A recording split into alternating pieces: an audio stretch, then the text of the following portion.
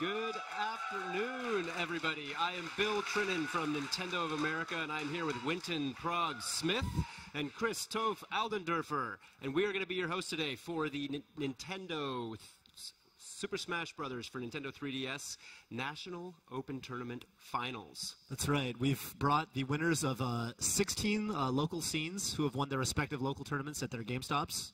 And so we have some of the finest competition kind of assembled from around America, gathering at this location, Nintendo World in New York City. And Prague, why don't you tell us, as a New York resident, a little bit about why this location in particular is kind of special to the Smash community? Of course. I mean, if you guys are familiar with what Nintendo World was before Nintendo World, it was a Pokemon Center. And on this very second level here, people would bring their CRTs, their GameCubes, and their Wiis, or this is even predating the Wii. But people would be up here smashing. This is where the competitive scene in New York really started, and it kind of makes sense to bring it all home right here at Nintendo World, steps away from Rockefeller Center and Radio City Music Hall. Yeah, some things never change. The best part is we've got a nice New York home audience here in support in the building with us. Let's get a big cheer from the audience. There we go. So we're going to kick this off in just a moment, but first I'm going to touch on a little bit of the rules. This is a single elimination tournament. There is no loser's bracket. These are one-on-one matches. We're starting with a round of 16. They are 4 stock, and they are 6-minute time matches. So if the time runs out and we've got a tied stock count, it's going into sudden death. But of course, there's one other facet to this tournament that we've got happening here today that's very important, and that is that we have opened the tournament up to character customizations.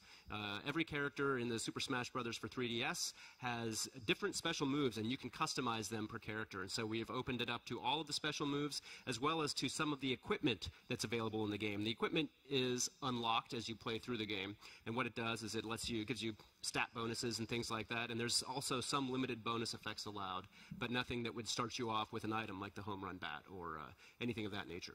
But we will see some people who will have sped up walking speed, perfect shield explosion types, special bonuses, those types of things, and it's going to make for a very interesting match. So essentially it's like customizations that don't necessarily, I mean, I know some of the customizations involving granting final smashes upon, a KO, some of them are really, really game-changing, but it's more the kind of customizations that would let the personalities of these players kind of shine through, if you will. Exactly. You'll have stat bonuses that will, for example, you'll trade off. You might sacrifice some speed in exchange for some greater attack power. So there's a little bit of risk-reward, but it's really going to change up the dynamic in terms of how these players are both adapting to their opponents, but also adapting to their customizations. Right, and I think that's always one thing that's present in fighting games. A person's personality will come out in how they play a game. So we might see someone who is really, really offensive-minded, might throw defense out the window to go for a glass cannon-style build. Meanwhile, someone who is really in your face and expects to take damage but will deal out as well, they might decide to go for more defense. So I expect to see these players, we'll learn a bit about them through their play style as well throughout the day. Yeah, and there's one other wrinkle that we've thrown into it, and what we've done is we've allowed all of the players to bring their own personal save data. Because you do have to unlock these customization effects through gameplay. But because the game's only been out for a week, we've also said we're going to provide official save data for this tournament. And if you don't have your own save data, you can use that. Or if you want to, you can force both players in any round of the tournament to play only on the official save data. And I think we may run into a little bit of that. So that also adds an interesting dynamic to the tournament itself. And not everything is unlocked on these official save data. That's right. Not everything is unlocked, and even within the equipment itself, the effects are randomized, so you can have multiples of the same piece of equipment, and it will have different stat effects for you. Very good stuff. Yeah. So I think what we're going to do is potentially go downstairs to our green room and we're going to check in with Kit and Krista, and maybe with some of our contestants down there. Hey everybody, Kit and Krista down here at the Players Lounge. We're going to be checking in periodically throughout the night. We've got all the players down here, and we're going to be talking to them before they go up to compete.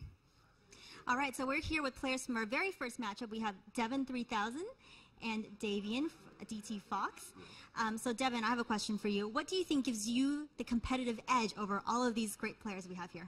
Well, it's funny that you bring up edge, because since I'm playing Kirby, he's kind of very round, so I don't really have much edge there. But seriously, with the way the game mechanics have been, they're very similar to Brawl, and I've been playing the game since its release, and been in the competitive community ever since. So I've been hosting like Smash Fest, having people come over, and all of us test our skills, and we just try and get better and better and better. All right, well, good luck to you today. And you're representing the nation's capital from the Washington, D.C. area, and you've been in New York for a couple days now. You have a chance to meet all the other players, and I'm curious, is there anybody you want to get matched up against today and anybody you don't want to get matched up today? Let's see. As far as someone I want to get matched up against today, it's going to have to be this dude here, 6, Johnny, because I know this dude back from Georgia, battle all the time, and now to fight on this world stage, if we have that chance, I'd love to be able to do so. If we have that chance, I hope we get to see it. Yeah. All right, back to you guys upstairs. Well, all right, so we're back upstairs, and we're going to get ready for our very first match. I think before we do that, maybe we're going to try to take a peek at the bracket. We're going to go to the tail of the tape. So here we see DT Fox coming to us from Alexandria, Virginia, and he's going to be playing as Mario. And he's playing against Devin 3000, who's playing, as he just mentioned, as Kirby. As the round Kirby. As the round Kirby. And he's from right here in New York City. so I definitely am kind of afraid for DT Fox. Yeah, Smash Brothers is definitely a game where, you know, if you've been to any of the, the larger scale tournaments, you know, people have a lot of regional pride. So, you know, if the New York crowd in the building wants to get a little excited for this Kirby, you know, let it happen. I think they're definitely going to let it happen. We know how raucous these crowds can get. And this is a pair of regions on the East Coast that have been clashing for years and years and years in every Smash title. Oh, yeah. So it's kind of interesting to see that these two are matched up in the very, very first match here for Smash Brothers for 3DS. Right, and Mario Kirby is kind of like an iconic matchup, too, because both those characters are so, like, you know, like flagship Nintendo characters that have been in Smash since the beginning. Like, you know, they haven't changed a whole lot through the iterations. They're both very balanced characters. Kirby's got a lot of unique stuff that he can do with the inhale ability, so we'll see how it plays out. And also, I mean, these are both characters that were available in the demo. True. So everyone's going to have a lot of character knowledge against these two, especially if they have the demo.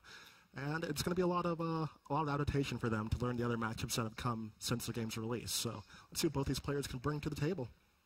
Yeah, it's also the fact that they were in the demo means that these two players in particular perhaps have more practice time on these characters in this new version of Smash Brothers, and so they've had certainly a lot more time to get used to the intricacies, whereas somebody who may be choosing, you know, a Fox or one of the other characters that wasn't in the demo is probably, you know, maybe not as far along in terms of understanding how it's adapted, how it's changed versus the previous versions of the game. Yeah, that's how a lot of, you know, usually when a game is like pretty new and you're having a tournament, you know, soon after it's released, it comes down to a lot of the time, like, what kind of players can essentially discover, you know, techniques the fastest and get as good with their character in given the time constraint, essentially. So that's kind of what they're working with, and yeah, that could be an edge. So, and I think that we've got the match ready to go, and we're going to go right up to the stage.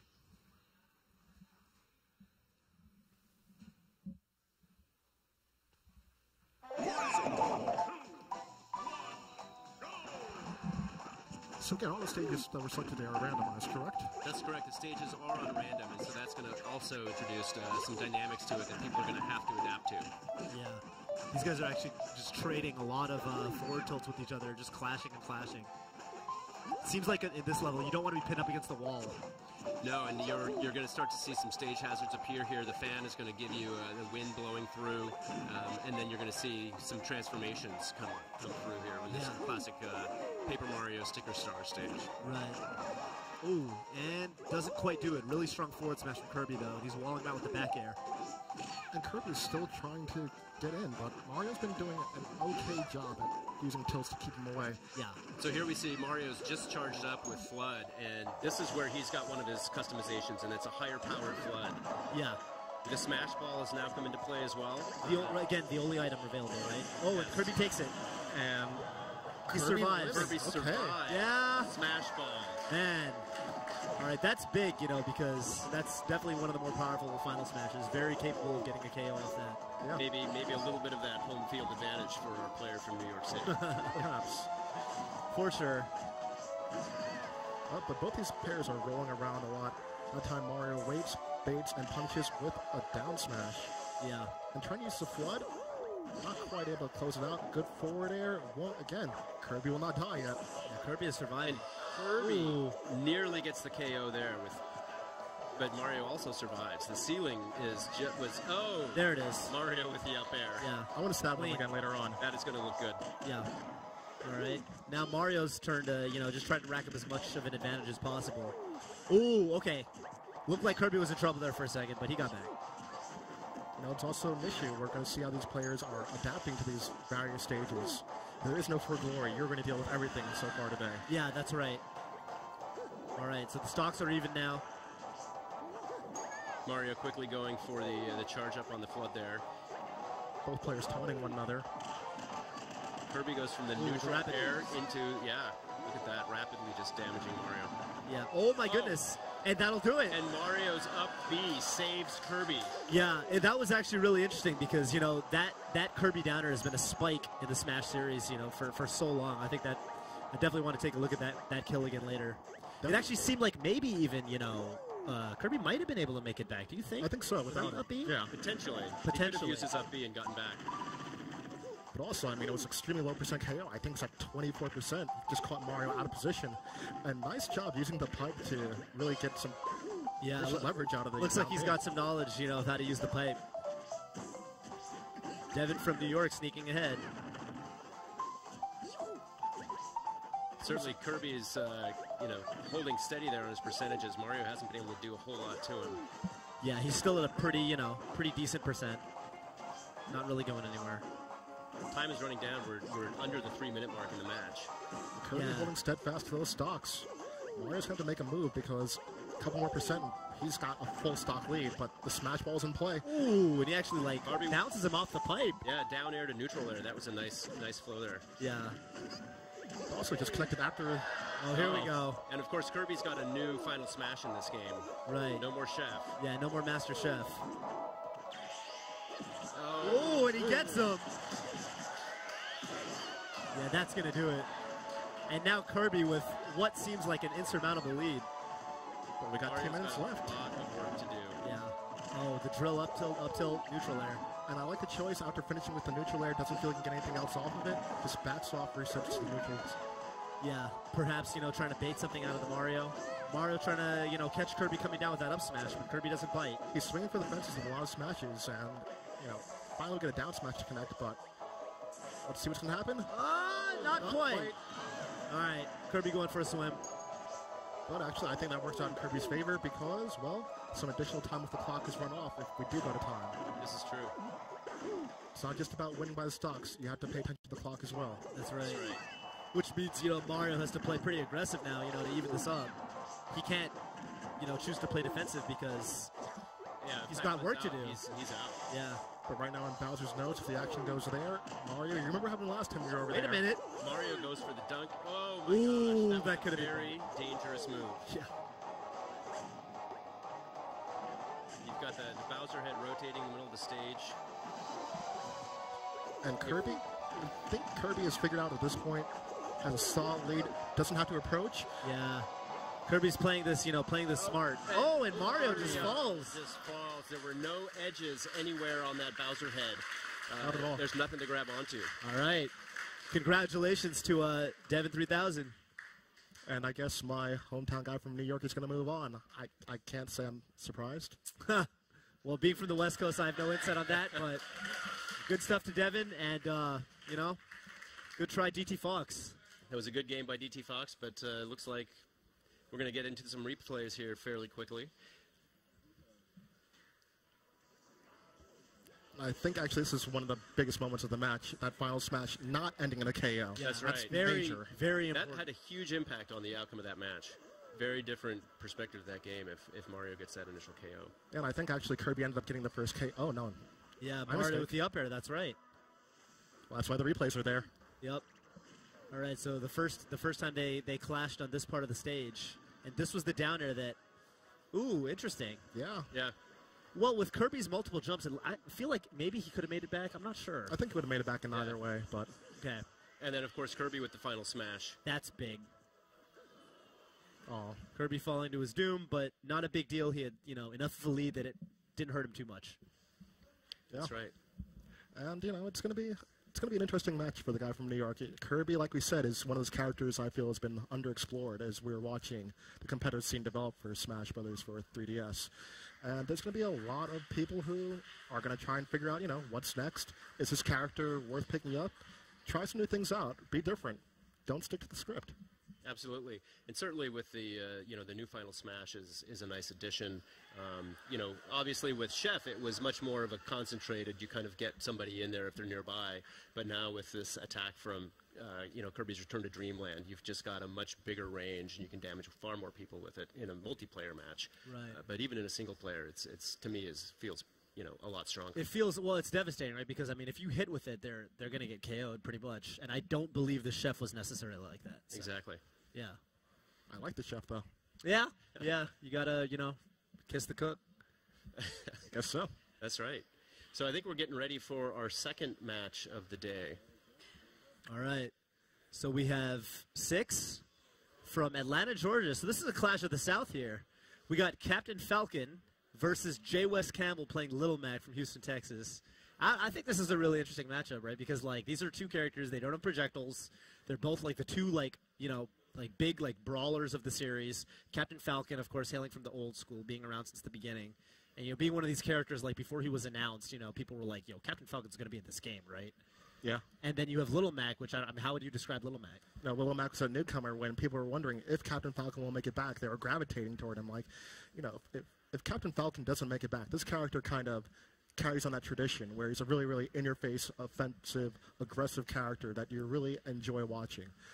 Really aggressive. And we're going to see some punches. It's going to be a slobber knocker. Yeah. They're both really fast characters, obviously. Yeah. Yeah. Personally, I'm really curious to see how the random stage selection plays out because both of these characters, as you know, has a side B that can really hamper them if you've got a lot of edges, if you're doing it at the wrong space, if you've got a stage transformation at an unexpected time and you're doing a side B, you could be off the edge with no recovery. Yeah, you could absolutely just self-destruct off that, so they got to be careful. I mean, and again, not even that, if you want to talk about Little Mac, people have been saying, in For Glory mode, he's been really, really dominant. But the thing about For Glory mode is that it's all flat stages, a Final Destination-esque, if you will. And exactly. In a stage selection list like this, doesn't bode well. Right, you could get put on a stage where you're in the air most of the time, and that's not where Little Mac shines. So what if we go to Xenoblade stage, for example? That could be really good for Captain Falcon. So I mean, yeah, these players got to adapt on the fly. All right, we are ready on the stage, and I think the match is about to begin. Good luck to both competitors. And again, I think Little Mac might be able to control the ground game, but... Oh, interesting. Okay. There's a Let's Go Falcon chant. Wow. Already. The crowd is getting into it. That's right. Looks like... We're using some deception from Captain Falcon since he can run off on one side, show up on the other, like in Balloon Fight. So... Yeah. And of course, you've got a couple of stage hazards on this in terms of the spinner from Balloon Fight, the fish as we were. No. Oh, Falcon. Oh, no. Captain Falcon. Captain Falcon takes a dip in the water and regrets it. It looks like Little Mac is content to, pretty much just chill on that platform and fight on the flatland. This stage might end up being really good for Little Mac, actually. Yeah, and I mean, he's been forcing Captain Falcon to really approach him, and one time Captain Falcon... Oh, my goodness. Oh, and he gets out this time. All right. That was fantastic air dodge to make it back, but... Yeah. Up and baits out the counter from Little Mac. Yeah, all right. Captain Falcon... No. Captain Falcon is just risking it over and over again. If I'm Captain Falcon right now, I'm extremely worried because he has to approach Little Mac. He does not have a lead he can sit on. Little Mac has a KO punch, and now we're going to see a Big Mac. Oh, and he actually throws him and gets the smash ball to come out. Oh, and the knee. He knees both. It was amazing. The knee actually KOing, Little Mac. Again. Right. Can we watch that again later? The flipper to the smash ball to the knee to KO Little Mac. That was an amazing. Oh, no. Oh. And what looked like a really bad match for Captain Falcon is now, very much in Captain Falcon's favor. It turned around extremely quickly. That's right. That smash ball, that one knee changed the entire thing. And that's kind of been around That's been a for theme. a while. Yeah, that's been a theme. Oh, okay. Oh, my God. Little Mac quickly evens this up. All right. Oh, man, fighting by the ledge of the stage like that is dangerous, though. It's a very short porch on this stage. Yeah. And Little Mac's, he's not looking to approach. He's going to have to eventually. If Captain Falcon just waits it out, he's going to win the round. And you see, yep, I was waiting for that. So this is one of the trickier stages because you can go left to right. Oh, and Little Mac this time. He's all right. But still Captain Falcon with the one-stop lead. I feel like Captain Falcon is doing a really good job just kind of like coming underneath him with those up airs. Oh, and the my knockout gosh. back air. The back air for the win. Yeah. Wow. Beautiful. And That in was the end, an you know, amazing comeback by Captain Falcon. right, and how fitting that, you know, Little Mac gets defeated by like a classic boxer move, just a backhand, well, a fist really to the face. Yeah, I wouldn't call a backhand that classic, but I wouldn't call, yeah, well, it works though. a punch to the face nonetheless. Yeah. Yeah. He's down for the count, unfortunately. Yeah. But, you know, it was really, really, it's interesting seeing, you know, how just one moment can change the entire match. That one knee connects, KOs Little Mac, and gives the final smash over to Captain Falcon, which turns to another stock nearly instantly. Let's take a look at some of those moments. Oh, So there's the knee. there was the knee, and that was what evened the match out. And you see when he actually knees the smash ball, that hit stays, and as Lil Mac falls into it, it kind of propagates it into both of them, so they both end up being hit. And there it is, the KO. And there was the KO for the win. So one other thing that we have happening here today, in addition to this tournament, is we've also decided to do some exhibition matches. Right. And for many of these exhibition matches, what we wanted to do was bring some of the additional local New York smashers together to get some, you know, really they're some of the best players in the country. They just happen to be local. We wanted to invite them here and give them a chance to play. And we're going to see some of them later. But before that, there's one other exhibition match that's happening. Something of a newer rivalry that's spawned really just in the last several months of Smash 3DS being at E3 and more importantly, San Diego Comic-Con. Oh. Yes. You don't say. I don't say. Actually. So I believe that Is it that time already? It is that time already. The first exhibition match today is going to be myself against Toph. Well, best of luck to both competitors, and I guess that means that I'm going to have to hold down the fort by myself for a bit. So, if you guys aren't aware of these two, Toph, a long time standing member of the Smash community, the competitive scene has some solid placings, and as you guys have been hearing him all day today, a fantastic guy on the microphone as well. Meanwhile, we call some good things in Smash, we call them dirty, or in some cases filthy. I think Bill has earned the title as the filthy casual. Oh, but the jacket has come off, if you guys can see that at home. Toph is all business right now. We're going to see the Rosalina versus Sheik matchup here on stage at Nintendo World. These two are going to be squaring off momentarily. And it's going to be pretty much an uphill battle, I would say, for Toph. If you guys didn't see the exhibition at San Diego Comic-Con, Bill won. These two have been playing actually all day today. Toph was winning earlier. He was up 4-0, and then the Rosalina came out. And Bill will tell you that that gave him the advantage. And I think that Toph is going to have his work out for him. But these two are going to get going right about now. So best of luck to both of them. And I'm kind of afraid because I know no matter who wins, I lose because one of my commentators is going to be very, very upset afterwards. And here we are in the match. So, actually, yep, we're sticking with Sheik. And one thing that Bill has been doing really, really well is a placing of Luma. Rosalina Luma is your traditional fighting game puppet character, controlling two characters at once. And one thing that Toph really has to do is just stay in between Rosalina and Luma, or just get out of dodge and just keep it to Rosalina and keep Luma out of way. Like he's doing now, he can go for these punishes on Rosalina, or he can just go for a quick KO on Luma. And it's going to be a lot of decision-making that drives this match. Both these characters have extremely strong KO power off the top. The up air from both these characters, Sheik's has been remodeled, and Rosalina's is fantastic, extremely quick, and a lot of knockback power. But now we're seeing how these two are dealing with the stage itself changing. And again, we got 100 coins, so yeah, we are all gold everything. Trinidad James is in the building for both these characters. A back throw, and that will seal stock, and Bill gets first blood. There's a Trin Troll chant breaking out from this crowd. I don't know. Good up smash from Toph after baiting out the roll, but not quite there yet. And Bill really likes using that dash attack, but right now Luma is not in the situation, but Bill called her back. Ooh, almost slaps out another KO. That would have probably ended the set for Toph there and then, but I think from the other matches I was seeing this morning, Bill may have been sandbagging. And with the stage moving, it forces things for Toph to move in an extremely different style for him. A pair rolls back and forth. Toph is probably as confused as I am right now. And we're going to see what's going to happen. Toph is trying to connect the back air, finally does it. He goes for about 3 or 4 beforehand, and finally Bill rolls into it and connects. A good 60% lead, but I want to see some more needle usage from Toph. Try and play a bit more zoning. And actually, that's one thing Toph was talking about before. Sheik's new down B kind of adds some additional maneuverability. So if he feels like Luma's going to come in on an approach, he can jump over it. So, but again, you have the gold Rosalina, and Luma's actually KO'd by the stage itself moving. So that's what we call some good luck, but that up air, not luck at all, well placed, and Bill continues to pour on the punishment.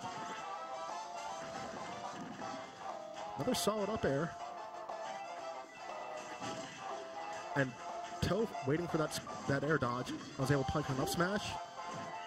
And again, these air dodges are certainly helping Bill, but again, Luma is not doing too well on this stage. A back air closes it out, and Toph basically has evened this one up. Look, I'm collecting coins. And again, this is one thing that competitors have to worry about. Moving with the stage, because you might think you have the advantage, and the stage forces you to move along with it. For a lot of Melee fans, reminding them of Rainbow Cruise, for example. And we are basically deadlocked right now. And it looks like Toph right now is okay with just trying to expose Luma, as Luma is pretty far away. Trintroll wasn't in position to punish if he does go, but now the pair is back together, and Toph has to figure something out. He's picking his spots very, very cautiously. And a good jab combo adding on a lot of percent. And again, Bill looking really, really to just stay above. But again, both these characters are so strong with characters coming down on top of them. So.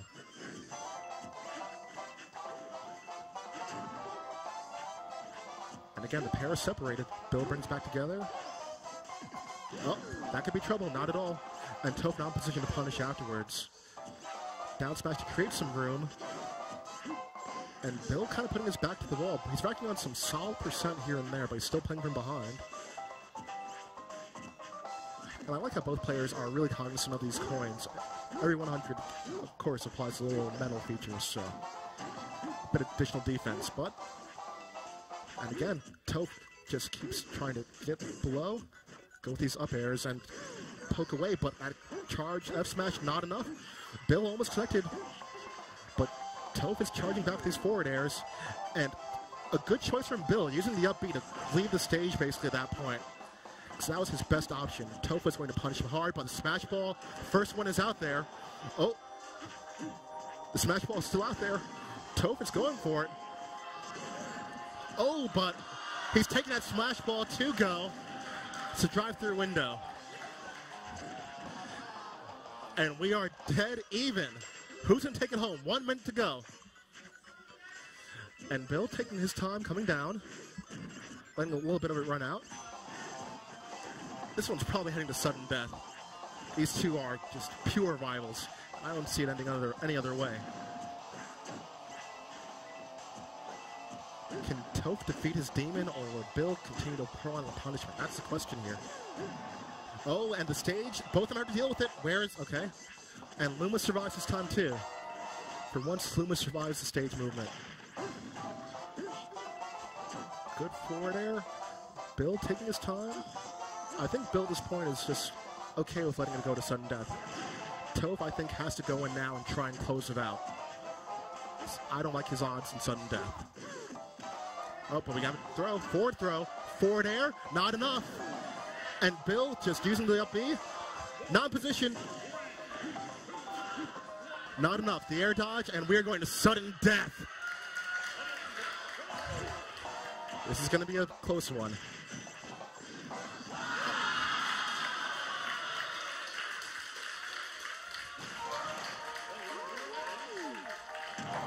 What more needs to be said? I thought Toph had that one for a while, but unfortunately, it looks like that was not the case. You know, that was quite the battle, you two. And Toph, you're shaking your head in disappointment. I don't blame you. You somehow grabbed victory from the jaws of defeat only to let it go. But I want both of you to look at this. I can't wait to relive this. I think you're about to do that right now. No, I was thinking about... We've got replay down here. Okay. Oh, man. So we got the sudden death on there. Yeah, see, because I was thinking, as I did the down B, I was like, wait, he can attack without putting himself at risk because you have Luma. Mm-hmm. So and then as soon as I did anything, I was like, wait, I really should have hung back and been a little more patient. And what's interesting is that because of the nature of that stage, I actually didn't use Luma a whole lot in terms of spacing and distance. Right, just because of all the platforms moving, and you've got that center platform that raises up that's higher and blocks Luma. And so that's as soon as sudden death happened, I was instantly thinking, you know, I bet he's not thinking about the fact that I can shoot Luma at him. I'm going to take advantage of that. Yeah. Well, you bet it all, and I think it worked, right, Toph? Yeah, I wasn't even thinking about it from the point of view of sudden death. Like I was just like, you know, still kind of just in the zone of the match and all that. Yeah. So you almost had me there at the end. It was all I could do to hold out for those last 5 seconds to force the sudden death. Right. But it paid off. I mean, you have to at that point. That's kind of a weird stage too, because a lot of stages where there's defined corners, that stage is shifting back and forth. So if you're trying to run away, eventually the wall starts coming in on you, and you're like, oh my goodness, I need to start moving back towards my opponent. So and then you've got the added effect there of collecting the coins. You get 100 coins, you turn gold, and when you're gold, you don't flinch. Right. So it's funny how we would like turn gold at roughly the same time, and it was just like no one's going flying anywhere. So yeah. Okay. Yeah. That was a fantastic battle, but I think we're going to get ready for another great one. So looks like we're going to have Christian versus Jumpman. Christian hailing from Bradenton, Florida, and Jumpman playing as Mario hailing from Dallas, Texas. So this is an interesting matchup because obviously the Ganondorf-Mario height differential is significant. Yes. Yeah, and and with it comes the range differential, right? I mean, like, it's funny because a lot of the moves that these characters have, like both their forward airs are like, this big, like, wind-up punch sort of thing. And that's one of Ganon's like biggest moves in the air, and like he's going to use it to try to keep Mario out. Thing is, Ganon's got more range than Mario, but Mario's got a little more speed, and he's got the projectile in the form of the fireball. Yeah. Right. And also, it's going to be kind of interesting to see the matchup knowledge. Ganon, I don't think has been an extremely popular character. He pops up here and there, but he's not as popular as even Mario, which is going to be kind of interesting to see so far. He's definitely not going to have as much matchup knowledge as many other characters. Like we said, Mario's been around since the demo. Right. So, yeah. And of course, the other interesting angle here is that we've got Florida versus Texas, both of which are highly active local Smash communities. Definitely. Yeah. But speaking of active, I think both these players are ready to get going. So let's see what they can bring to the table. All right. Only one can move on. Who's it going to be? And much respect to Jumpman, the original name of Mario, right? That's right. It's the trivia. Oh, and look at that. He is wearing the Apollo Mario career. USA outfit. Look yeah. at that. And look at him already. He put on 23% off of one throw. I think he has a pretty good idea, but... So these guys are both using customized movesets. Right. Yeah, I think on this one, we've got Ganondorf has got a Warlock Blade that he's using where he's going to draw the sword and thrust it forward. Okay. Oh, just recovers back from that. Meanwhile, Mario is using not the standard fireball that bounces along the ground, but the fast fireball. Right, it's going straight forward. Yeah. And that's going to be one thing that's going to be pretty good at keeping Ganon out. You're forcing him to approach at certain angles. Yeah, I feel like on Battlefield, too, a flat stage like this, having a horizontally traveling fireball is going to be, it's pretty good. Yeah, pretty good at just keeping space. Yeah, I mean, look again. He's already being forced to respect. He's short hopping over the fireball, so... The other piece of custom gear that Mario's got, of course, is the Gus Cape. Ooh, goes for the footstool. Footstool, that was a nice move. But the Gus Cape is the standard cape, but, Ganon had the advantage and wasted it there. Yeah, Mario was well aware I was coming. He would just retreat to the top platform, was way out of harm's way. Yeah, that's smart. It'll be interesting to see if Mario pulls out that Gus Cape on the edge here. And again, Ganondorf, too, not necessarily with the best recovery to get back to the stage. So that could be an advantage for Mario. But I'm liking what both players are doing on approach, especially Ganon. You see him going for a lot of baits, a lot of empty jumps and whatnot. And good choice with the up B from Mario. It comes from beneath the stage at an angle that Ganondorf really has to commit to if he wants to try and counterattack, but no dice there.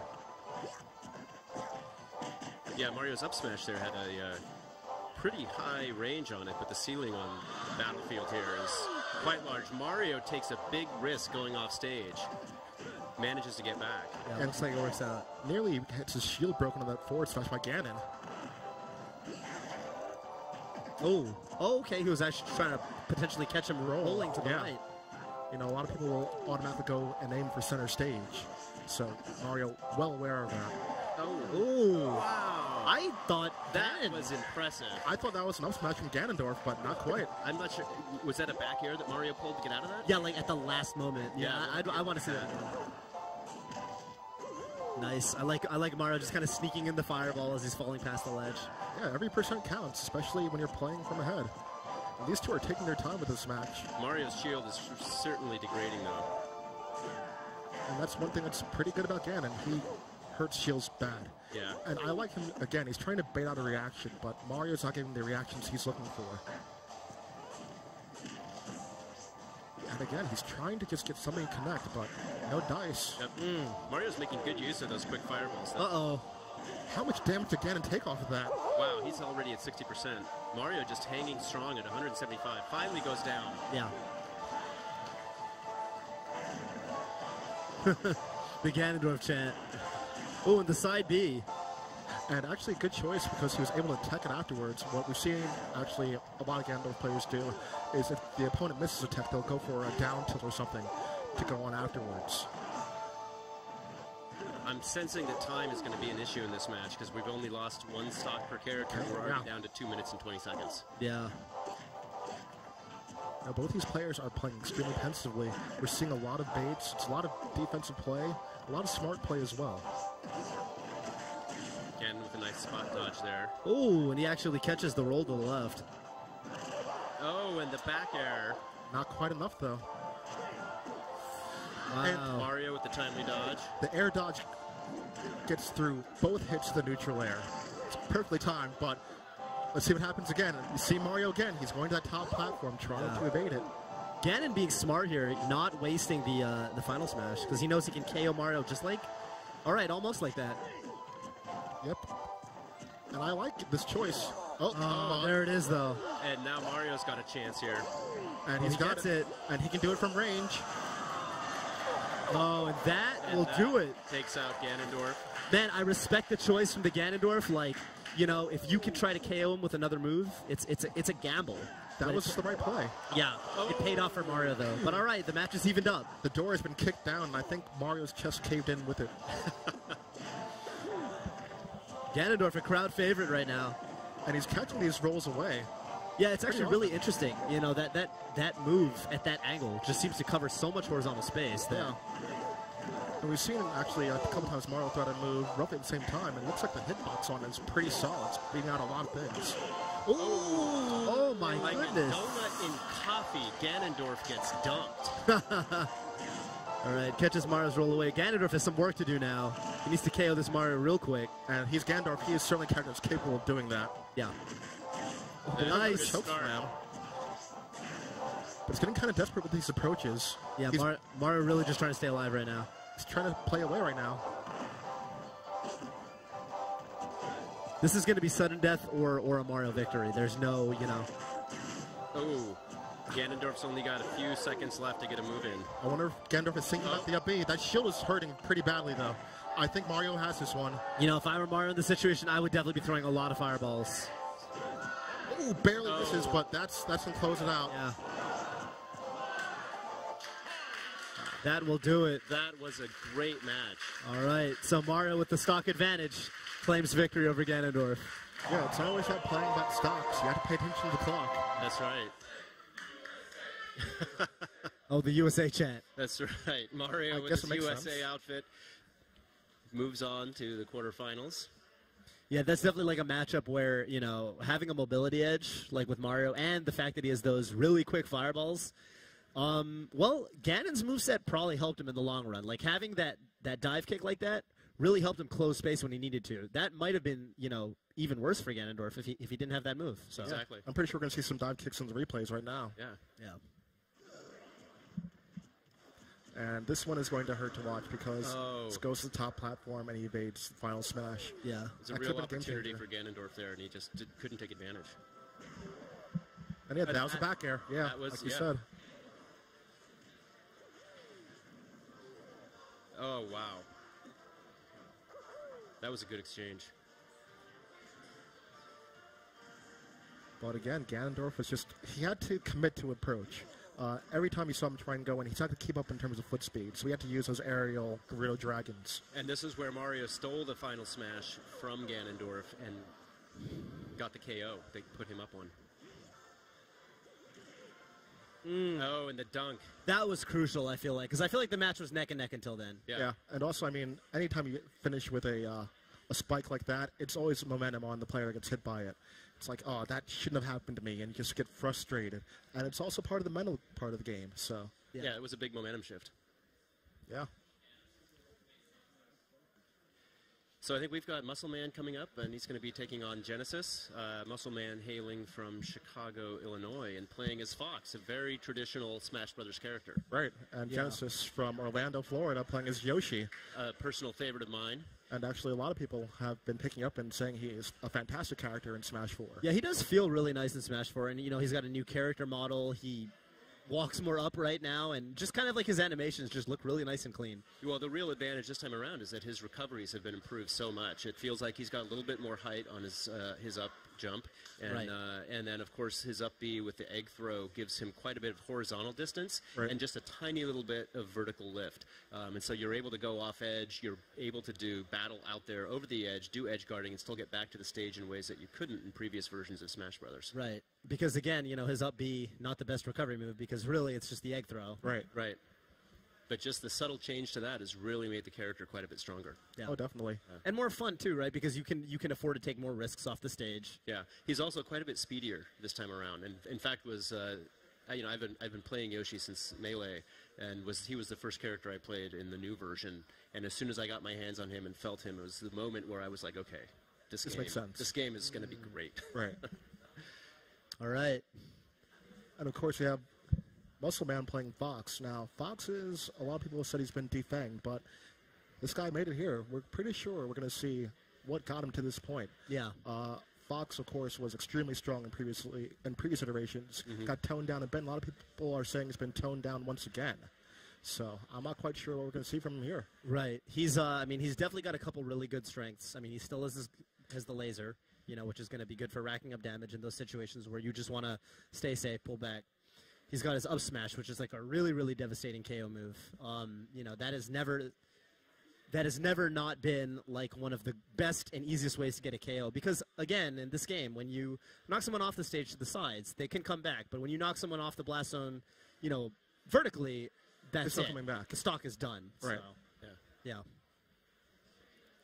But again, If I'm not mistaken, though, I think in this particular match, what we're going to see is some custom movesets for Fox. I think he's not using the standard blaster, but possibly a charge-up blaster. interesting. Okay, so that has stun, right? I believe so. We'll double check on that. But Right. yeah.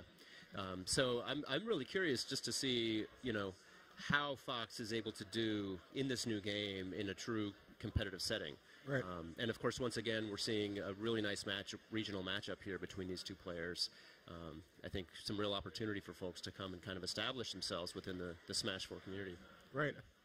And of course, Muscle Man coming from the Midwest, which has traditionally been one of the scenes that goes under the radar. They really haven't shown up in recent years until About last a week week. ago. About a week ago. But let's see, because Muscle Man has showed up here, and he is ready to go as his opponent, so best of luck to the pair. All right, we're going to go to the stage.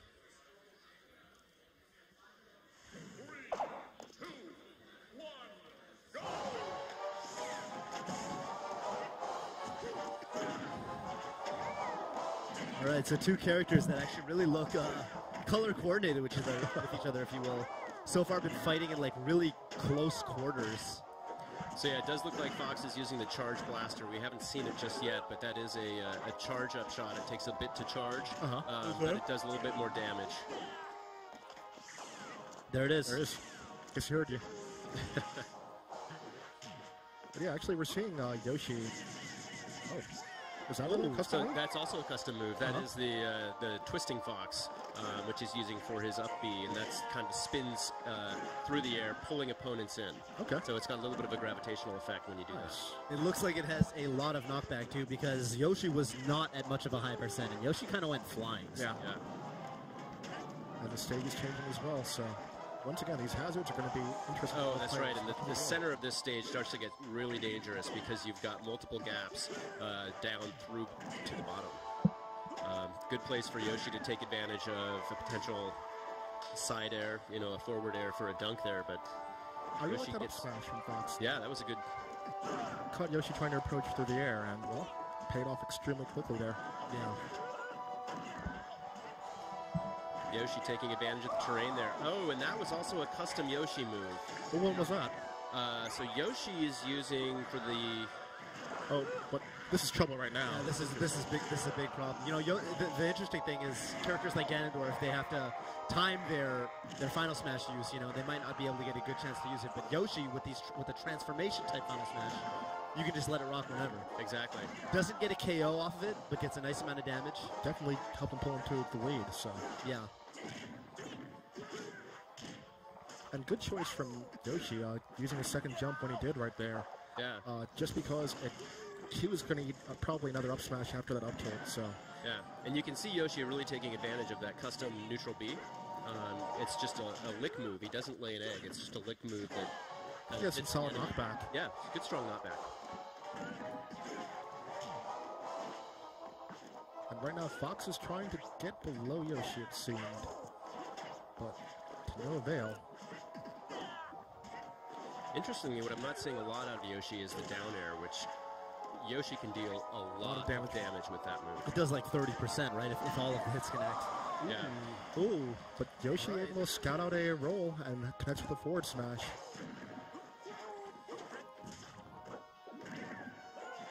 Good dash attack from Fox. Oh, and there's there it down is. air. Flintstone special.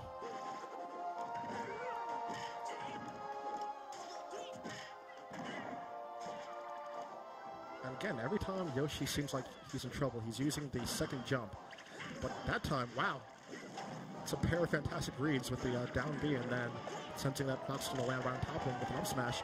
And Fox, how are you doing that when there's no floor there? Yeah, Fox really making magic happen. With the forward smash, but just, and he actually just bounces him off the wall into the up air. That was really cool. That was a really nice move. I want to see that one again. That time you can do it. You're on the ground. That makes sense. That definitely made more sense. Fox kind of just like trading down right now, but he's still, still got a deficit, so he's got to be careful.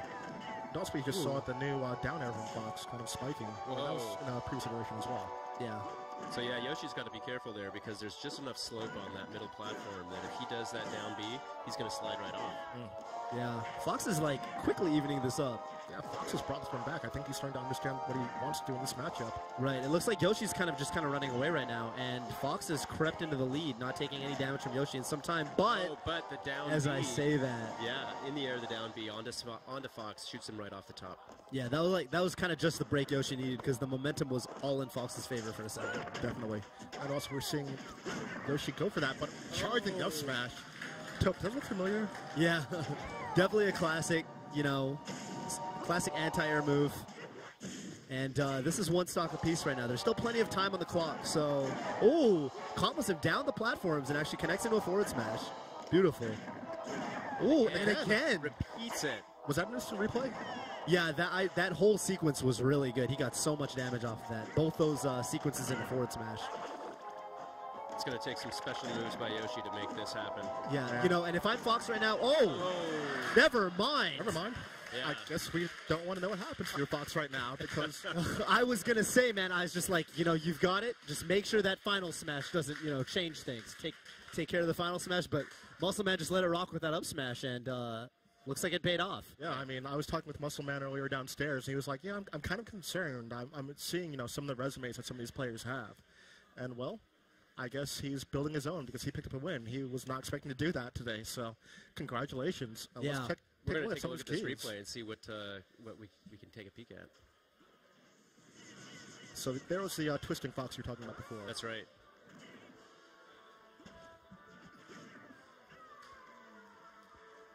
And again, the up smash, catching Yoshi approaching through the platform. Looks like a caught Max underneath. And that was a good equalizer from Yoshi using, again, one of his custom specials. And using the... Here's the final smash. Right, the status changer. Yeah, Fox didn't get KO'd off of that. Panic situation, you see both characters just kind of rolling into each other. And Yoshi had the presence of mind, but speaking of presence of mind, you missed a tech, I'm going to go ahead and up area. Yeah, exactly. And those charge up another smashes. up air. Yeah. That's up smash, I should say. Smash, yeah. And this was a big one. Yep. Yeah. No smash did close it out. It really looked like Muscle Man on his last stock was like just moving a lot more fluidly than he was on his previous stocks. Like maybe he had the jitters or something, which is definitely an issue when you're playing on, on the stage essentially. Yeah. And but finally, like that last stock, it was just like boom, boom, boom, boom, boom, racked up a bunch of damage, and then just caught him coming down with the up smash. So yeah, and that was an up smash of confidence because Yoshi was nowhere near. Like maybe he's going to roll into it, maybe he's going to land in a place he shouldn't get to. Yeah, that's called the call out. Yeah. And I think maybe it was a bit of anticipating Yoshi to go for that smash ball. Yeah. So I think we're going to go back downstairs to Kit and Krista to check in with the two of them as well as some of our players. Hey guys, welcome back to the Players Lounge. We got our next matchup here, Fallen and Dark. So I got a question for you, Fallen. You're actually from San Jose, my hometown, so I'm rooting for you. Thank you. So what character are you going with, and what kind of customizations did you do? I'll be going Rosalina and Luma. And for the equipment, it's just a bunch of stat boosts and then extra running speed. Awesome. Good luck to you. So, Dark, we got 16 people here from around the country. Everybody's got their own special history with Smash. You're from the Boston area. What can you tell me about the Boston Smash scene? We got a great Smash scene. Like every Tuesday we have Game Overs. That's a tournament for Melee. And on Thursdays we have Smashing Grounds in Framingham. So if you're in the Boston area, like come out and play. We got a lot of people. We got like 80 plus locals. Like come out and play. We're gonna play Smash 4 tourneys now. So it's a lot of people. As people are eliminated down here, the tension is building. Back to you guys upstairs. All right. As I understand it, we're going to take a quick break from the round of 16 and go back to another exhibition match. Okay, who do we have? I believe we have Vinny, who... Oh. Vinny, I believe, is playing Rob the Robot, and he plays a very mean Rob. Yeah. So Vinny, I mean, in Brawl, I mean, Vinny was famously like one of the best, well, the best, I believe, American Ice Climbers player. One of the strongest in the tri-state region. Like he's been ranked, #1 up here before. It is no surprise to me that he is considered really, really strong in this game. Keitaro, Prague maybe. Yeah, he's a New Jersey player, and he's kind of a jack of all trades in the Smash scene. He'll do commentary, he'll run events, and he'll play as well. But when it comes to experience right now, I would put my money on Vinny. The guy is a complete Smash compendium. Right. He was so anxious, he has his Japanese 3DS, he imported the game. And I think he already has over 1,400 matches logged in his Rob. Keitaro, best of luck to you. Yeah, I mean, Keitaro definitely knows his stuff. It's just like Vinny just has the experience edge, as far as I would be able to call it. Yeah. And having, I spent some time actually in Japan going to tournaments with Vinny. I was kind of translating for him. I was there for about a week or two, and he entered 2 really large actually tournaments out in Japan and got second at both. Second to different people actually. So like. If you will, I mean, he was probably the highest consistent placer at both of them, Mm-hmm. And his Rob play is really impressive. He's doing things where he's angling his beam shots so that they're bouncing off of the ground, reflecting them up at people at a distance, just really able to read the angles and how to use that. It's really impressive. And the gyro too, right? Oh, yeah, he's constantly throwing the gyro out at you. Yeah, I mean, the guy's an extremely talented player. He's been around for years and years, and it makes sense with the new title that he would be one of the players to watch. So I'm pretty sure we'll be seeing a lot of him in the coming months. And speaking of seeing a lot of them, I think we're going to actually get to see him play right now against Keitaro. Best of luck to both competitors. New Jersey versus New York.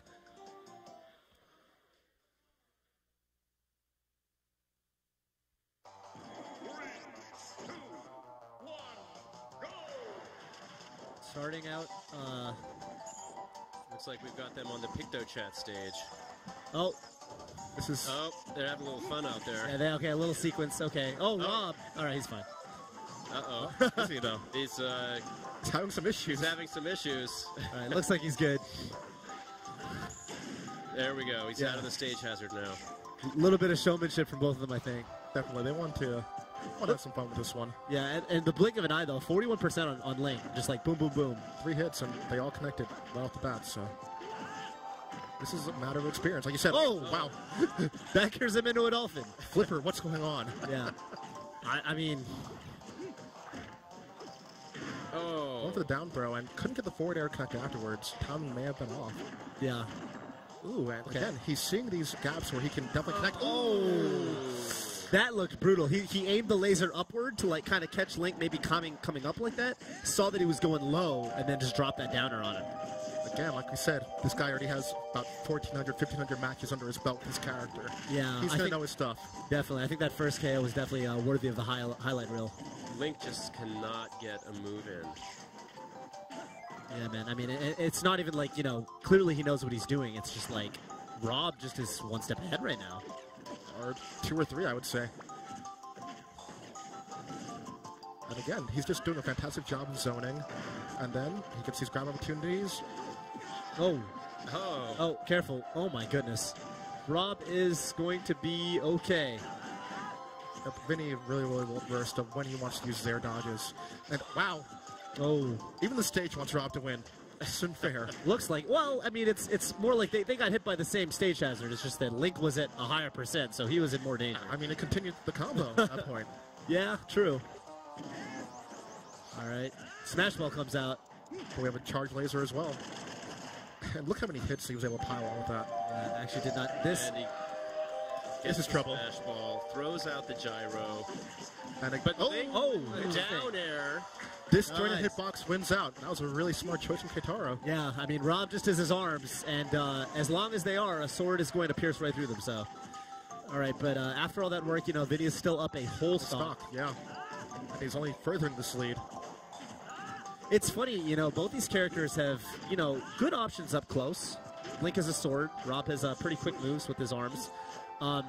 And then they have the projectile game, but it really looks like Rob is ever so slightly faster at throwing those gyros, right? Link has to reach into his satchel and pull the bomb and then throw it. It looks like Rob is able to just chuck it. Right. I do get the sense, though, that Link is adjusting his play a little bit and trying to adapt to Vinny's attacks. Okay. Oh. I hate escalators. Yeah, I mean, is that how escalators work in real life? I don't think I've been on those. Not the ones that are 2D, anyway. Yeah. Not the ones that 2D and not the ones that dump you onto another escalator several feet below. Vinny went for another down air there, but just couldn't quite connect. And next time, I'm sensing some desperation from Keitaro's play, but again, these charged shots from... This is going to be a zone where I'm not happy from Keitaro. Yeah. The full stage battle...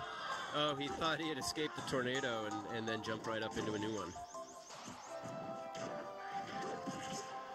Yeah, but I'm sensing some desperation from Keitaro. He knows he's only got 2 minutes. He's a stock behind. He has to make something happen extremely quickly, and he's doing some not the best options, but that was a good option with the up smash being used as an NI-air. That's a fantastic read. Yeah, reminiscent of Muscle Man's Fox from a little while ago. But these tips... Putting a punishment on Rob.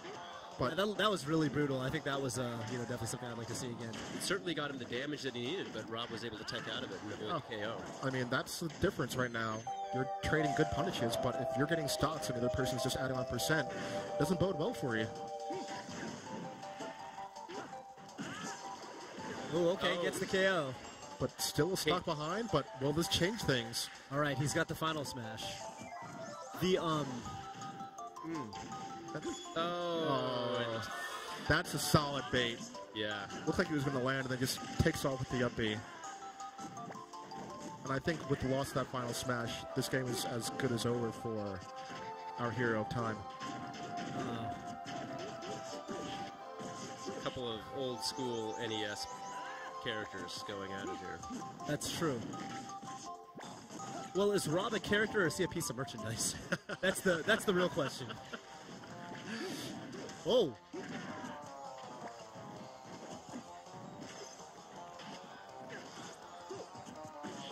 Oh. Ooh. Good forward tilt. Not going to seal the deal. Oh, and he goes for it. Oh. Not quite. Oh. Not enough. It was a good effort. Yeah, certainly. Vinny just kind of solidly like outplaying the whole time. Really, really strong stuff. I mean, I would have expected nothing less. Yeah, I mean, he had momentum from the very beginning and just carried all the way through. He was winning up close. He was winning from the full screen away. And, well, you know, what can you say in that situation? I'm getting outplayed, yes, and I can't win in any of, like, the main zones, up close, mid-range, or full screen. Right. It's an uphill battle at that point, and he just couldn't climb up the mountain. I mean, I think the final smash would have really helped, but, you know. He baited it out. That's the veteranship showing. Yeah. And Link, he made the right risk. Hikaru did, going down, trying to get Rob out at the very last minute, because it would have tied the match up in terms of stock, and he could have tried to hold out and survive for a sudden death, but just couldn't connect, and Rob was able to recover and then get the KO. All right. All right, so getting back to the match that was announced earlier, right? So, yeah, we're going back to the round of 16, and in this particular match, we have Fallen playing as Rosalina and Luma, right. And therefore a favorite of mine. And hailing from, he's hailing from Goleta, Goleta, but I believe he said San Jose earlier, which That's is right. which is where I'm currently residing. So, wow. I feel a little bit of an obligation to root for him. However, Dustin Dark Hayes, an old friend of mine, a veteran of previous Smash communities, having played plenty of Melee and Brawl in his time, and a really strong competitor in both. I believe having placed really highly at national tournaments before. So we'll see. We'll see what happens, I guess. Yeah, I mean, Dark is certainly known for his play. Fallen actually released a combo video fairly recently. Some of the highlights in the Brawl scene's time, and it was a fantastic video. So I wonder, there are a lot of people who do stuff behind the scenes, and you wonder what happens when they play. I'm one of them, and let's see what he can do. I mean, he made it this far in a region that's extremely strong. That's NorCal, right? Yeah, NorCal definitely one of the strongest Smash scenes in the world. So we'll see what he can bring to the table. I mean, it's a new game. Dark is as far as I can tell, he probably has the experience edge, but that only means so much when a lot of the game mechanics are very new, and also even the rule set, customizations are legal. There's a whole lot of factors that are potentially suddenly going to tweak how things play out. So. Definitely, there's a lot of different things that can change in this match. Again, this is a brand new game. There are going to be new rivalries. There are going to be some fantastic players who maybe are just going to show up out of nowhere. Yeah. Maybe the next big star is going to be one of these 16. Let's find out who's going to be the star of this match and move on to the round of 8. That's right. 3, 2, 1, go! And here we are, the boxing ring. It's one of my favorite stages.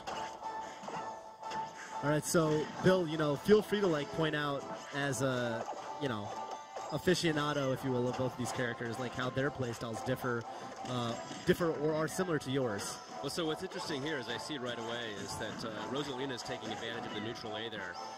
And in fact, in warming up earlier, I don't use that move a lot myself. It's interesting in that as she does that, she's got the consecutive hits, and if you've got Luma in the right spot, Luma actually will move forward as she continues those hits and help space out the other player. Now, Rosalina, however, does have probably one of the weaker final smashes in the game. Yeah, that's right. Especially on a stage like this, it's so big that it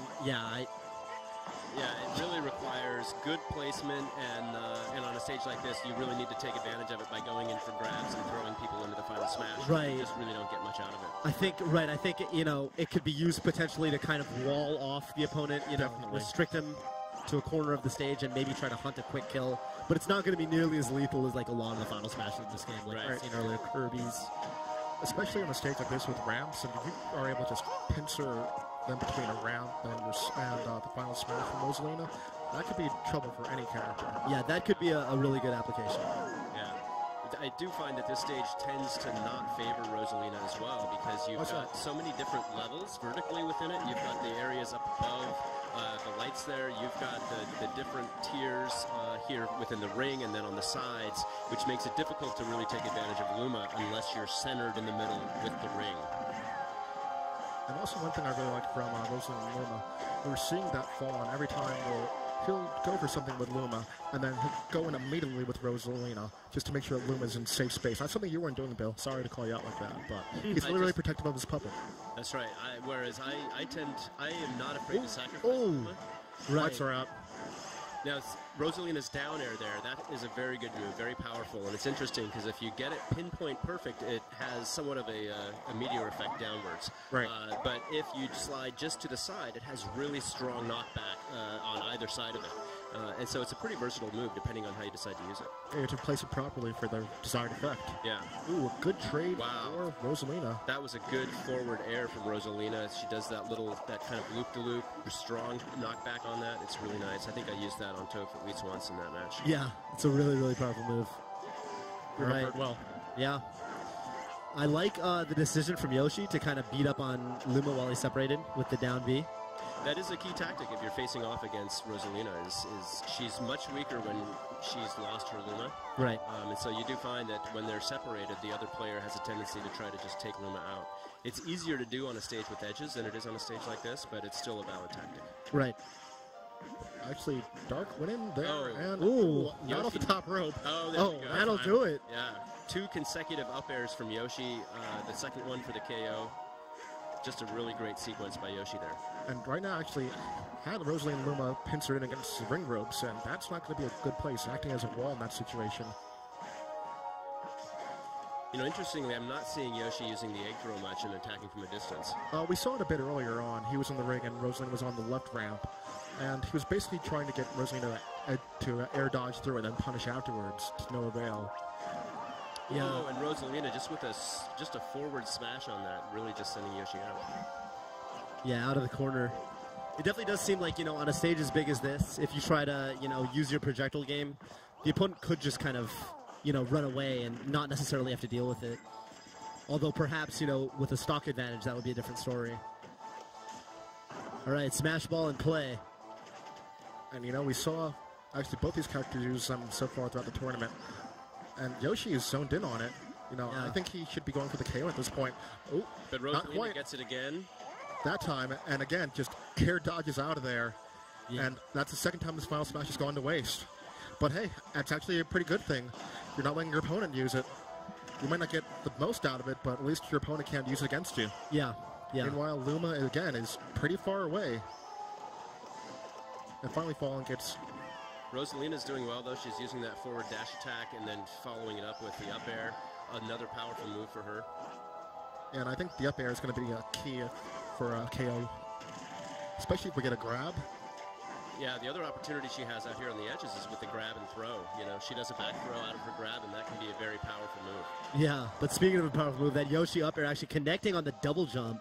Definitely want to see that again. It looked like he actually just kind of called out the double jump and tried to, like... You know it. He knew that Rosalie was going to try to go up and over him, and he just kind of cut him off at the pass, if you will.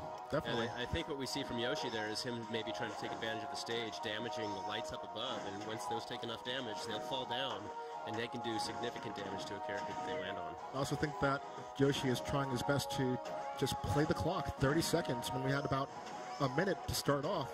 And he's trying to play as safe as possible. Or maybe he's going to go offensive and not let Rosalina get any time to really mount a comeback, because this percent lead is certainly huge. About 15 seconds left, and well, it's got a full stock lead. Yeah. He's using some good baits in there. At this point, Rosalina can try to even it up and make it a sudden death situation, but... No, it's not going to be anywhere near. That's it. And Rosalina says, yeah, you got me, bro. Accepted his fate. Yeah, okay. But another solid game from this pair. Yeah, Dark comes in from Boston, not too far away, gets the win. That was a great match by Yoshi. Rosalina put up a good fight. But. Yeah, again, his experience is fantastic. New England player who has certainly a lot of laurels.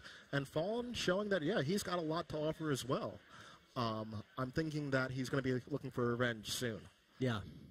But, of course, there's some moments in this match that I want to see. I don't know about you guys. Yeah, definitely. We'll take a look at the replay here. So there we see Rosalina early on trying to use that neutral A, but just gets punished by Yoshi. And of course, that was after the lights came down, and using the meteor effect, like you said, on the down air. So Yeah. There's a trade that works out in Rosalina's favor. But there's the up air from Yoshi, and he gets it the second time. Twice, yeah. I know there's a certain Yoshi player in Japan that'll be proud of that. Yeah. The forward smash out the corner. Yep, extremely well spaced as well. Yeah, it did look like, Yoshi tried to, like, pin him against the wall, but Rosalina just had ever enough space to, like, inch back a little bit and do that forward smash. So. Yeah. Yeah. It was just not quite the spacing that Yoshi was looking for, but perfect for Rosalina and Luma to take advantage of. Well, and I think that we're headed into our very next match here just shortly. So got Ember versus DeBooz. DeBuzz, yeah. DeBuzz actually a local hero here, a guy from Long Island. If you guys are fans of the Brawl series, you would know arguably the top Olimar and Pikmin in all of North America. Right. It's hard to say between U.S. and Japan who's stronger between him and the top Japanese Olimars, who I know are also putting in a lot of work in Smash 4 with their characters. Definitely. DeBuzz is opting to go Rosalina and Luma, so we'll see some more of that. And on the other side, we have Ember. Playing as Zelda, another favorite of mine, dating back to the Melee days. And we're going to quickly be filling out our round of 16 here just very shortly. We're getting down to, I think, the last 3 matches. Yep, the final 3, as we see who makes them to the round of 8. So the matches are slowly disappearing, but there's a lot of game left to be played. And again, only one is going to walk away with everything that we've got here for the winners. We have the trophy, got that robe. Yeah. Wish I got a robe. But probably more important for the winner is the glory that goes with it. Oh, yeah. I like trophies. I like friends. So I fight for my friends. Oh, yeah. Yeah. Okay, Ike. Hey, man. How's it going? My cover is blown. We knew. We knew all along that was him. So it's interesting because, we see Zelda here in this round of the tournament, but Zelda isn't a character that has been heavily used in tournament play. Yeah. Yeah, not really. I mean, she's got some new tools in her arsenal because, Sheik and Zelda don't have the transformations anymore with the down B. So, I mean, I think she's got some strengths. I think she's probably more, I guess, formidable than she was in Brawl. I think, was kind of one of her weaker iterations. But, she's got the clear advantage now with she's got Furore's Wind, which is the move that warps her in, when you're off stage and you're trying to get back, her recovery move. Right. And that has an explosive effect on it, both going into the warp and coming out of the warp when you're getting back to the stage. And not many players are mentally prepared for that. And not just that, we've been talking about the change in the down B from Zelda. We're actually going to see even a further change now because of the custom move. We have the breaker version of it, so if you're getting too confident in your shield and too comfortable, you might end up with one that's broken, and that leads to a huge punish from Zelda. I'm kind of interested to see what kind of creative punish we're going to see from Zelda in this situation. That's right, the Phantom Breaker. Yes. So, I think the match is ready, and we're going to go see who can take this. Okay. Zelda and Rosalina. And again, I think, a lot of people are expecting DeBuzz. This is a well-traveled player who's been around the world, so. Yeah, really, really strong tournament player. Jungle Japes, kind of a scary stage, one that's been around since the Melee days. The claptraps at the bottom are, an ever-present threat. Definitely. And, of course, if you get swept away in the water, that's lights out, so. Yeah, I mean, some people are really, really good at taking advantage of that. They'll just go in the water as if nothing is going on, and then they'll recover on the other side to get out of harm's way. Yeah, that's true. It adds kind of an interesting dynamic to where the stage looks symmetrical, but really the right side is, safer, because if you're on the left side, you're going to get swept away and you're going to get KO'd. If you're on the right side, you could survive. Right. Yeah. Certainly both of these characters with their down A's have some opportunistic chances to push somebody down into that water in between the gaps between the platforms. But I don't think we're going to see any of that because the zoning game right now from Rosalina and Luma is too strong. Yeah, DeBuzz with his Rosalina and Luma is just keeping Zelda at bay. And it really looks like... Oh, the grab to the forward air there is very nice. Yeah, followed by 2 up airs. He's putting on the clinic right about now. Yeah, and you notice the way he's playing too. He is not really chilling above the river. He is not taking any risks with that very downer that you specified, right? Yeah, he's doing a fantastic job constraining Zelda to the sides. But here comes the final smash. Oh no, he's gonna pocket it and wait for the right opportunity, but he has to use it pretty soon. Even if he does try, he's not gonna be able to take a KO just from strength at this point. He has to do it Oh, and he dodges it. Well, Luma actually gets takes it. the brunt of it. R.I.P. Luma. So we call well, I guess it wouldn't be a human shield. Oh, the that grab was release. prime. Oh, but there you see the up Yeah. B from Zelda with the slight knockback there as she comes back in, which saved her. Yeah, super quick thinking to go at an angle, because if he had gone straight up, I think he would have been far and away. Yeah. But Rosalina again getting the KO, a 2-stock lead. each time getting KO'd taunting, I think he's looking at his next match already at this point. Oh, my goodness. No. That hurts. Zelda goes into the river. You hate to see that kind of thing happen. All right. Oh, but there's the lightning kick. There it is, the side air from the forward air from Zelda.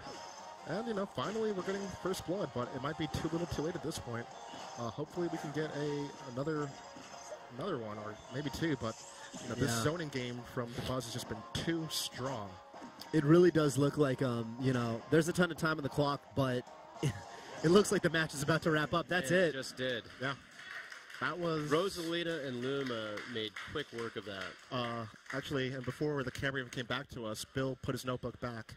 He was taking notes pretty handily. That's why he was so quiet during that match. Yeah. Yeah. I was mental notes all the way through that. Yeah, really strong Rosalina and Luma play. It looked like he just didn't put himself at any risk for anything. For most of the match, it looked like Zelda really had to do a lot of work to just even have a chance at getting in. Yeah, I mean, it felt like Zelda was maybe 3 character lengths away for a majority of the match at minimum. Most of the time, Rosalina and Luma were controlling the center of the stage and not the platforms, and I'm pretty sure we're about to see a lot of that in action right about now. We're going to just revisit that match in replay form here. And again, look how far away Zelda is, and Luma just doing all the dirty work. But of course, that comes at a price. Yes. Luma getting knocked out. And I'm pretty sure that he would take that loss over losing a stock with Rosalina. So. Oh, definitely. We see, Zelda trying to do some of that long-distance work herself with the Din's Fire, but it's not paying off. Just can't keep up. I think right about now is we're going to have the self-destruct. Yeah. Yes. That hurts. Yeah. Wasn't pretty at all. Very difficult match. It's a tough day for him. Yeah. But Rosalina and Luma just continuing to shine today. I mean, we've seen several matches now where Rosalina and Luma have performed well. Interesting. That's the only one I remember. Really? Strange. I guess we'll have to agree to disagree. But again, I think we're going to see some more of the local talent here. We've got 2 players, both from, again, the tri-state region. One from New York, one versus New Jersey. So this rivalry, the George Washington Bridge rivalry, will continue. That's right. It's pretty interesting. We've got Doom actually from New Rochelle. Yes. And False from New Jersey. That's right. So 2 players who are extremely well versed again in the series. And you've played False, I believe, Bill. Yeah, I played False yesterday. How'd that go for you?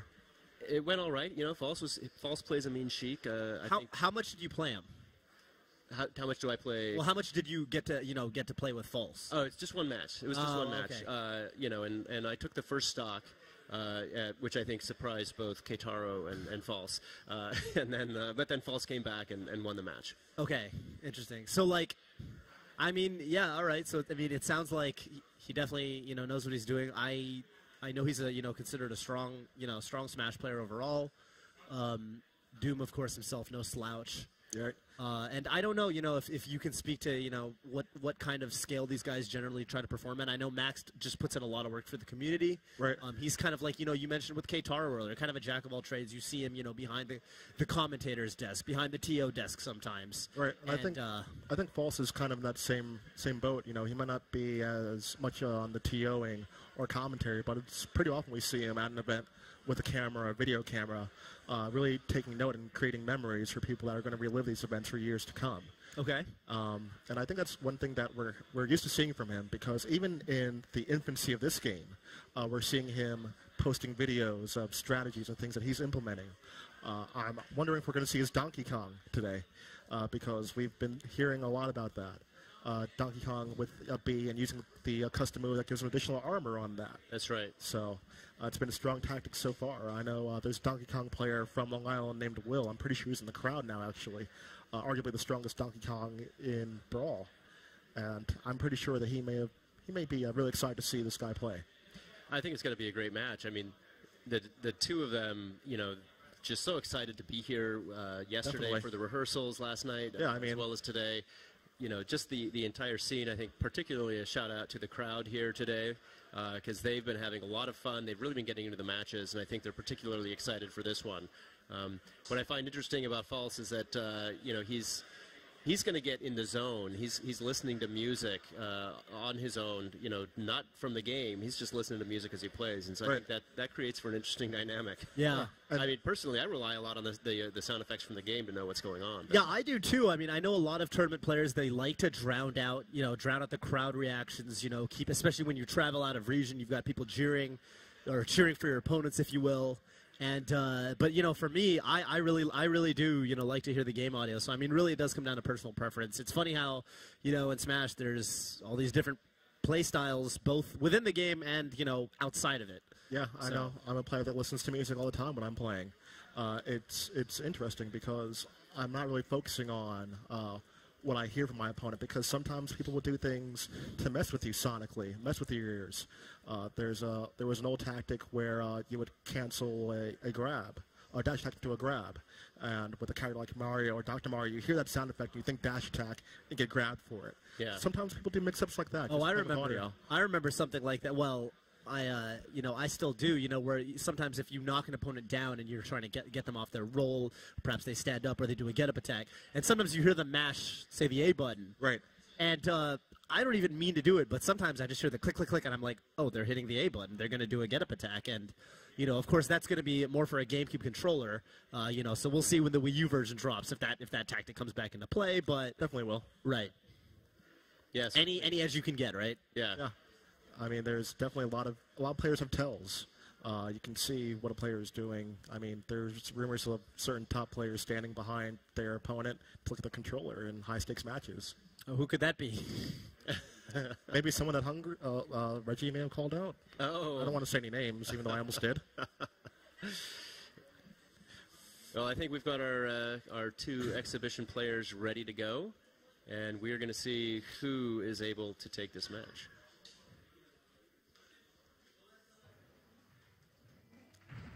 All right. And Donkey Kong it is. And we've got G3, aka King Dedede. So, and yep, I'm pretty sure that we are seeing the uppy tactic. He's actually just letting it fly. Yeah, he's apparently has super armor roughly in the second half of it. So you're seeing him actually do it fairly early. That way, when he's in range, he has super armor on it. So you can't hit him out of it. You just got to respect it. Yeah. It's actually racking up a ton of damage. He hasn't been hit yet. Oh, never mind. Sorry. Yep. I lied. Oh, nice back air there by Donkey Kong. Yeah, and the back air has been like a staple of Donkey Kong's moveset for ages. So it's really good zoning tool. Oh yeah. Forward tilt slaps him off the stage, and well. Yeah, between stocks, Donkey Kong's going to charge that giant punch. And again, the Kong Cyclone customer is just being used to great effect. It seems like a great job of staying in close here, not allowing King Dedede to throw the Gordos out. Yeah. Which give him a pretty good advantage from a distance. You Yeah. see him trying it there to good effect. Yeah, I mean, he's definitely back on a lot of percent really quickly, but he's still going to have to deal with it. He's got a lot to deal with. Getting through. Oh, that time using a multi move with a forward tilt. Good choice. Well, here comes the sir. Swing and a miss. Well scouted. It's interesting, with that up B that Donkey Kong's using, it seems like the main way to punish it might be to wait for it to end and then just punish him on the landing. Yeah. But I see Donkey Kong actually aiming for the treetop sometimes so that he can cancel it. Right. He lands at a different height, so it's kind of tricky for Dedede to punish it on the landing per se. Right.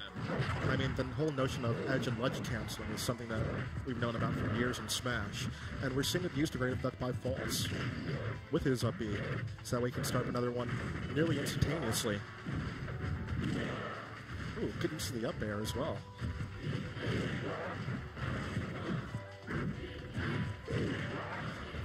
And again, just good zoning. Yeah. Interesting trade. Of course, occasional item from trees. That's right, we get a nice little visit from Captain over here. Oh! Wow. Walks right into that fully charged up smash. Serious? Looks like he's not too, you know. Not too worried about it there, Donkey Kong. Ooh. All right, he's safe. Uppy not quite going to KO, but dangerously close. And I look up from Doom there. He's trying to just... Oh, wow. Oh, and a ton afterwards. A ton in the little swinkle. Nothing more satisfying than knocking a Gordo back into King DDD. Again, these back airs just doing some fantastic work. It's a good zoning tool. It does a lot of damage as well. Oh, and now... And things went from bad to worse. Oh, yeah. Zero into the last stock. He has a final smash already in the bank. Yeah, this is rough. So we call it uphill battle. Oh, what? Knocked it It's loose. free. This could be DDD's big break. And also, looks like the B has some interesting properties besides the super armor. It's actually sucking him in. It feels like, oh. And there, this time he lands it. Ooh. Knocks a few durians down from the tree there in the process. Right. But it's still a full stock deficit, so, you know, in spite of that, well, maybe if one more, you know, comes down, he needs to hold on until then. Question is, will he have time? Because, again, every percent counts, and, well, that's another 11. Donkey Kong just racking up the percentages on King DDD right now. Yeah, we're seeing, actually, he's baiting these second jumps out and looking to counter afterwards. Right, a really common tactic, you know, if you're in the air, you're going to try to double jump over your opponent, but if they call you out on it, you're in position to be punished even more. Good stomp. Looking for the down here to finish him badly, but nothing on it. And again, he's going to disjoint a hitbox of the mallet. Oh, there it is. Oh. Kicks Gordo back into him. Wow. And False takes it home. You know, that's what we're talking about. People are figuring out how to make their characters that may not be perceived as great even better using custom moves. Not even equipment in that match, just custom moves. That Kong Tornado gave him so much just mobility. It gave him armor. It was a jack of all trades. It was fantastic. And he used it all throughout the match, you know, and then with the back air on the Gordo to knock it right back into King DDD for the KO. Yeah. Nothing could be more satisfying than winning a match by knocking an opponent's own attack right back at them. That's right, yeah. Even dating back to, I remember back the, you know, the Smash 64 days, how when I first, you know, realized the satisfaction of reflecting a fully charged Samus charge shot. Oh, yeah. Back at Samus with, you know, like Fox's reflector. It's just like, you know, like the ultimate like satisfaction, especially since with that move, you know, it doubles the power. So exactly. Yeah. Yeah. All right, we're going back to a match that you know we've been looking at in the bracket. We have another Rosalina Luma player, Zoltis, hailing from Miami, Florida. Extremely popular character here. Yeah, and the second Mario we've seen on stream today, I believe, Jesus from Denver, Colorado. Yeah, I mean, Zoltis, again, you know, is another player that's been known fairly well. A fantastic player in the Brawl scene as well. And Jesus, you know, this is a guy whose stock could be rising. Another player that we may not know too much about. Coming out of the Rocky Mountain region. Well, you know, I'm not too sure what they've got out there, but they've certainly got some talented players. Yeah, I don't know much about the Colorado Smash scene, but, you know... in that part of the country, it gets kind of weird. You know, Wyoming, there are players out there that we don't know about. Colorado, definitely. I mean, the thing about the Smash scene is there are players everywhere. Exactly. I know there are players in Alaska who will come down once a year or so just to see how good they've gotten over time. So yeah. We actually we were doing a Bring Me Smash event in Seattle over PAX weekend, and there was a guy that flew from Alaska down to Seattle just to come find us and play Smash in Seattle. Is he wanted to try it out before the game launched. Well, I mean, that's two different things. How hyped he was for Smash and, you know, what really is there to do in Alaska. So I hear it's beautiful up there, actually, man. Yeah. Yeah. I've heard great things. Yeah. It's a bit cold for me, unfortunately. Yeah, I've only lived in really, really temperate climates all my life. So even this weekend's New York weather is a little much for me, I'm afraid. Sorry. This is the weather I love. It's dirty, it's grimy. It's the kind of play I also like to see in Smash games. I like seeing that just getting past an opponent and just breaking them down. So I thought we were talking about the weather. I'm really confused right now. All right. I'm just as confused as you are. So, I mean, you know, again, this is that matchup where we've seen Mario before, you know, facing Ganondorf, and that's a matchup where his speed and his like projectile game is really going to come in handy. But Rosalina and Luma, kind of able to dominate that like long range game. So this might be a match where Mario's the one doing the work to get in, really, huh? Yeah, you know, certainly I think even with the fireballs, one of the advantages that Rosalina has is you can shoot Luma out, and Luma can take that early hit from the projectile and then opens up the gap for Rosalina to slip right in and get in and do a close-range attack with the dash. And so strategically, it's difficult. You've got, as a projectile player, you've really got to take Luma into account and understand how Luma absorbs that damage and deflects it from Rosalina. Yeah, and I mean, every player has 2 different sets of both equipment and custom moves, correct? So they've got the custom moves themselves, which are all of the B specials, and you've got 3 to choose from with each B special, and then you've got all the equipment, and the equipment is you can choose I think 3 pieces of equipment per character, and each of those will have some sort of stat bonus and some stat drawback. Right, and I'm kind of wondering if we're going to see some. Well, we actually don't know what Mario is going to be going on with this with his equipment. Hopefully, it's something that will help him close the gap in this matchup. We're going to see Mario up against Rosalina and Luma. Let's take a look.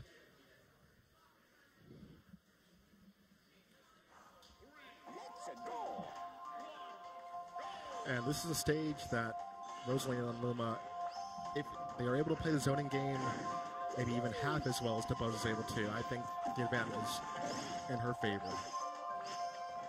Yeah, definitely. Magic and a beautiful stage from the Earthbound series, Mother series, if you will.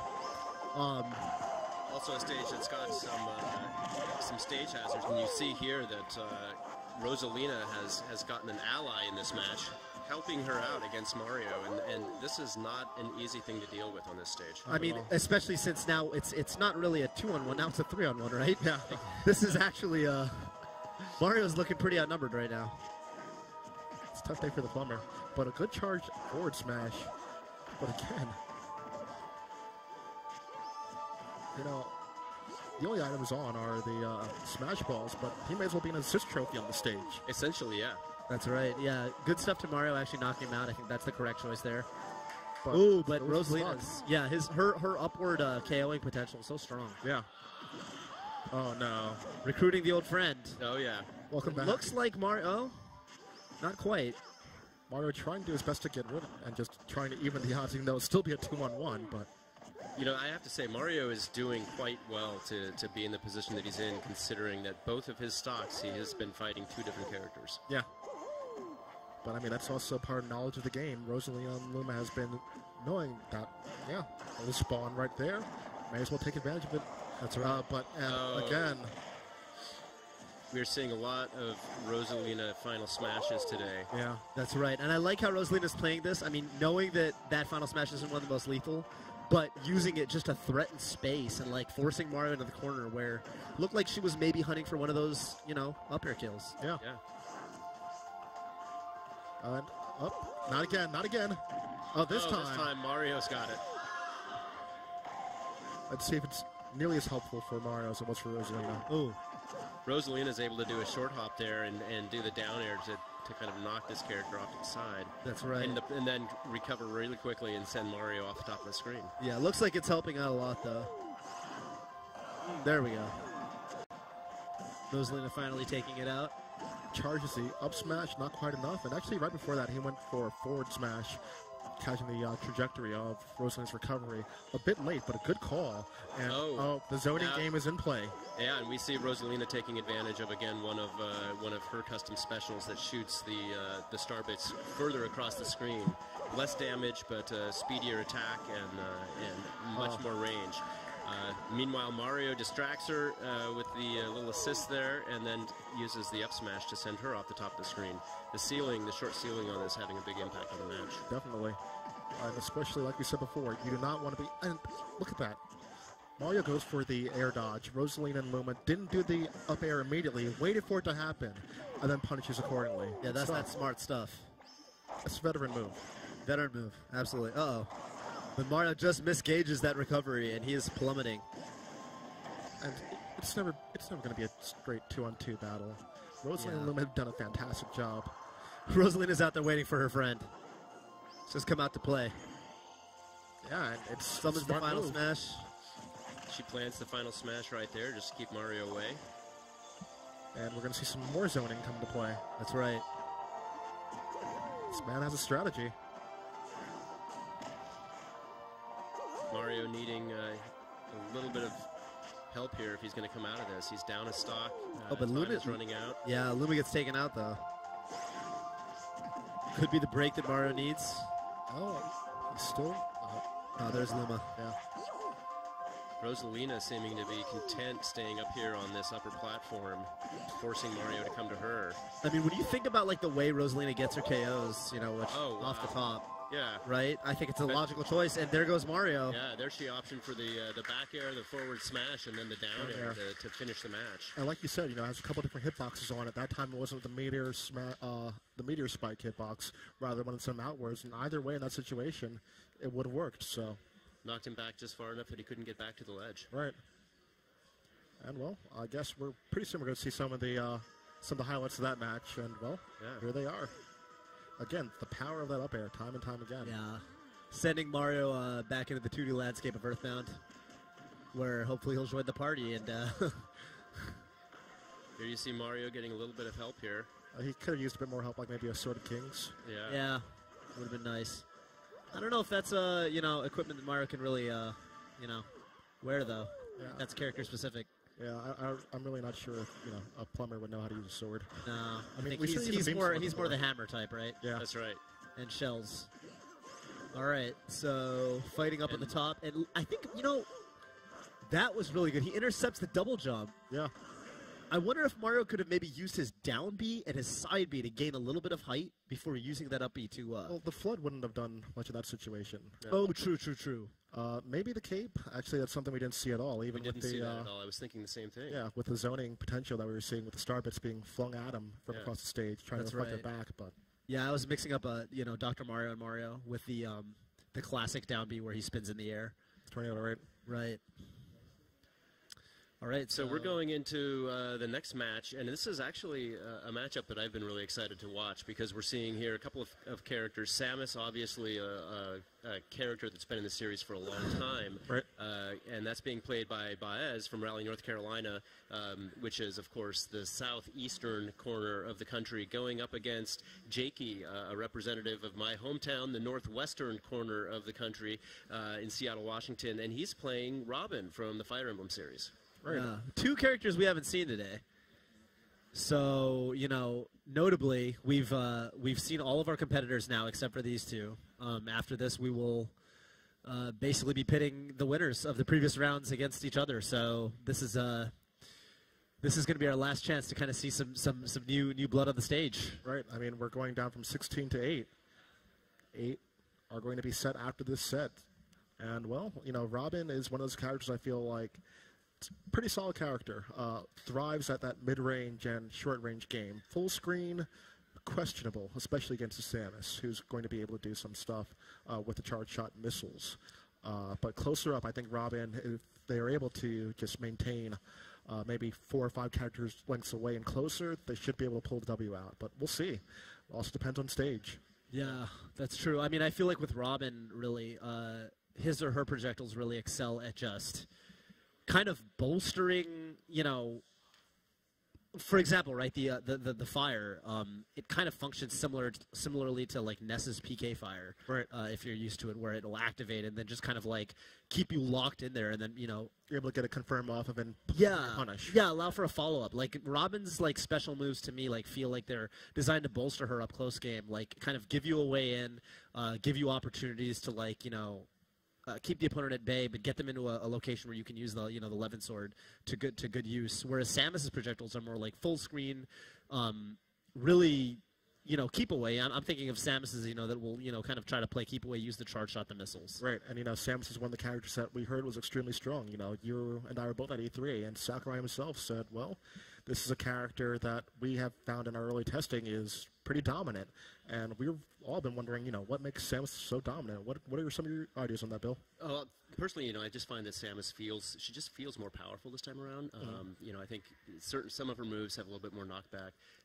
Certainly, she's always been powerful with the screw attack, taking you up to the top of the screen, and you connect with the final kind of spin on that, and you get some serious knockbacks straight upwards.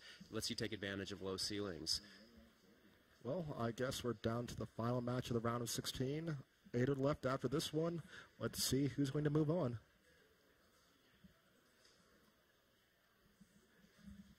This is going to be a good matchup, but, whoever wins this is going to be going up against what we've seen, which is some really tough play from Rosalina and Luma. Yeah, Rosalina and Luma has been a constant so far. And like you said, Toph, using the 4B, the Hellfire, and I'm not too sure about Samus' strategy so far. A lot of dash attacks trying to play this close-up game. I'm not sure if Samus can really compete as well. Up close and personal, yeah. Yeah. Right now, it's still hard to call. Ooh, Samus just getting a downgrade there. Speed weakened on Samus. Yeah. Yeah. And one of the distinct things about this stage. Right. Go ahead. Oh, no, after you.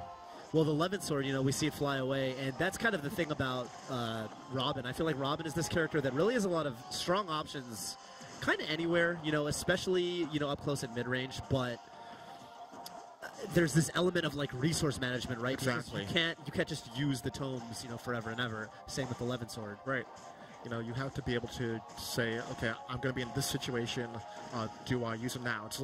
Robin is probably one of the most complicated characters in the game, I would say, just because of resource management, which for a lot of Smash players is going to be something that they're not really accustomed to. Yeah. Oh no, but Crom and company, they're not going to hang out this time. Maybe next time. Not able to make the connection. Certainly when you're facing off against Robin, it does become key to pay attention to when Robin has lost that 11th sword, when Robin is kind of handicapped because of the loss of a tome, right? And make your move there. And I don't see Samus taking advantage of that so far in this match. And also one thing that is going to be interesting with Robin, we talk about all these tomes and spells, the dark spells.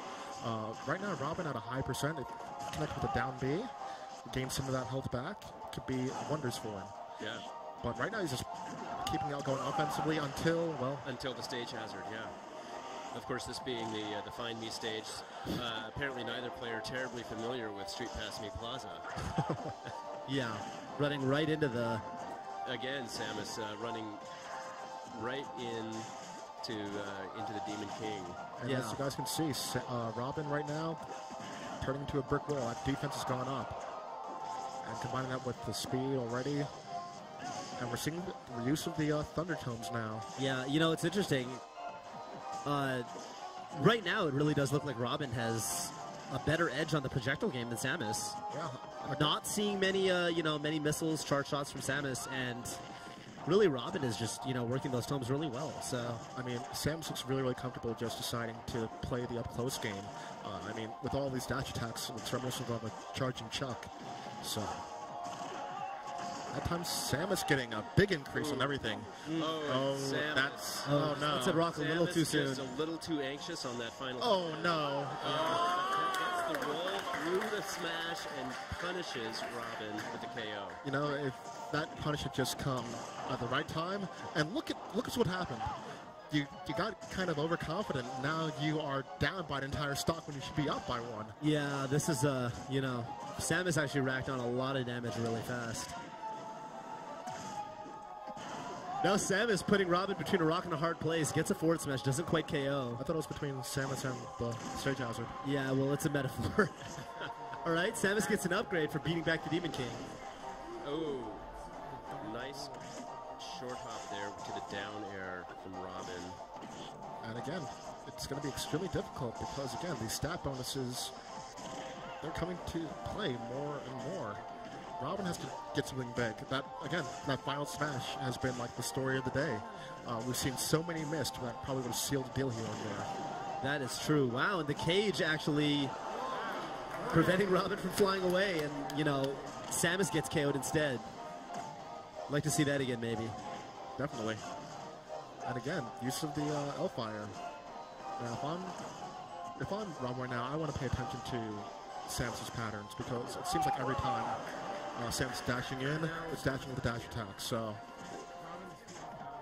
yeah. Samus again on a downgrade, slightly lower speed as a result of that. And, well, you know, this isn't over by any means, but it's going to be extremely difficult.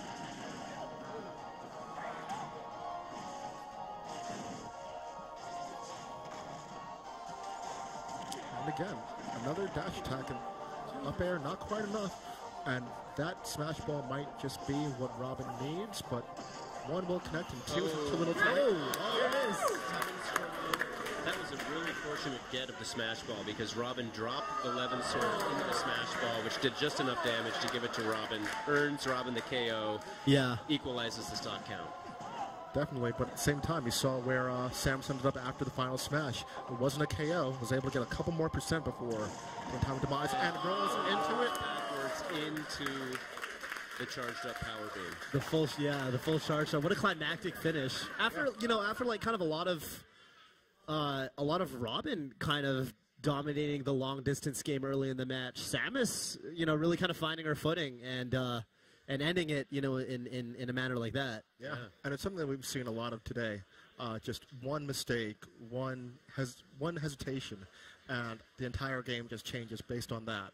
Yeah. Again, we saw it with the punish on the missed final smash. That led to a stock lost, and, well, we're probably going to see it momentarily. So, again, these are tons of dash attacks, but good use of the down throw into an up air. Yeah, and Robin takes the early lead, but isn't able to capitalize, partially because of that stage hazard. Yeah. Yeah, it's kind of deceptive because this stage is kind of flat, kind of unassuming for, Yeah, and this is where Robin lost the match. Lost the match that moment. right there. Because remember, immediately right after that, Robin just took like 90 damage in like the span of 15 seconds. Yeah. Robin should have just punished immediately, but got a bit overzealous, overconfident, and, well. And again, tactically, Robin failing to take advantage of those dark spells and gain some heal. Yeah, I mean, to recover some of that percentage. This is one of the few times we saw someone take advantage of the final smash and able to actually get to connect. And in that situation, actually, was Samus saved by bouncing off of the cage? Yes. Otherwise, she would have just rocketed up and got KO'd off the ceiling. Exactly. And I know Robin picked up the KO anyway, but well. Got kind of fortunate there wasn't any more percent tacked on, but I think, there's 16, now there are 8. I think we're down to our 8. That was our final match of the round of 16. And with that in mind, I think we should go downstairs and check in with Kit and Krista and see how the contestants are feeling. Hey, everybody, we're back downstairs at the Players Lounge with Jumpman and Muscle Man. And Muscle Man, I'm not really sure where you got that nickname, but it's cool. I'm going to let it slide. My question is actually for you, Jumpman. You're going to be matched up with Muscle Man in just a little bit. Is there anything you would like to say to him now? I hope we have a good match, but I'm just going to let my game do the talking. I like it. Muscle Man, now that you've made it to the quarterfinalists, what will you be doing, changing up your strategies at all, or what are your new tactics? Yeah, there are a few things I was doing the first game that I didn't really like. I guess it was because I was nervous, but when I go against this one, I know he's really good with his Mario, so I'm going to try my best, and like he said, let the game do the talking. All right, you said that if you won, you would let me get on your back and you can do push-ups, right? So we're looking forward to that. Back to you guys. Well, I think after that, I kind of want to see Muscle Man win. Yeah, I think we may be going back down to the green room later if he takes the victory. But before we get into that match, we're actually going to finish up with our final exhibition match of the day. I think we've got Ninja Link versus Nairo. Oh, interesting. Yeah, a lot of competitive Smash players know Nairo. Apex 2014 champion in Brawl, doing some fantastic work with his Meta Knight. And we're going to get another Robin in play now. Yeah. Meanwhile, Ninja Link, when you talk about players who are quote-unquote lab monsters, those that spend hours and hours figuring out the game, coming up with strategies and techniques and things like that, that's where he gets his legwork. So this is going to be a battle of paper versus practice. Right, because, I mean, when I think about Ninja Link, I think about a character someone who was really strong in the earlier days of Brawl. You would see him placing, top spots in a lot of big tournaments with his Diddy Kong. Nairo, someone who really came to prominence recently, a much younger person. He's only 17 years old, so kind of like two different almost eras of the Brawl timeline Yeah. clashing, right? In a sense. Yeah. So I mean, if Nairo's experience carries him here, you know, we might see him take a victory akin to how Vinny was able to take one over. Was it Keitaro earlier? Yeah. But with Ninja Link, you know, he's got that kind of that X factor coming in a new game.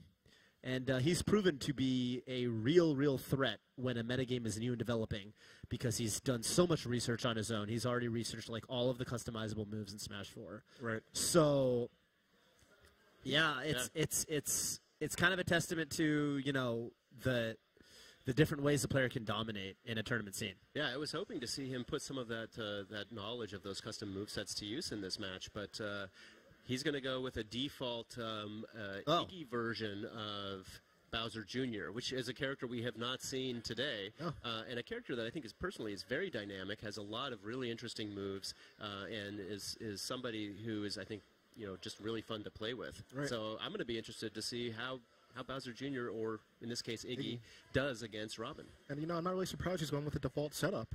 This is going to be an exhibition match against Nairo. Save your stuff for the big stage, you know? That's right.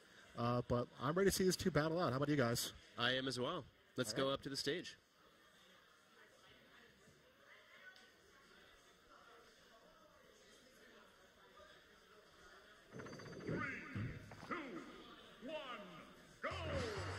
So actually both players using default.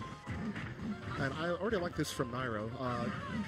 Being extremely cautious of when to charge the thunder spells.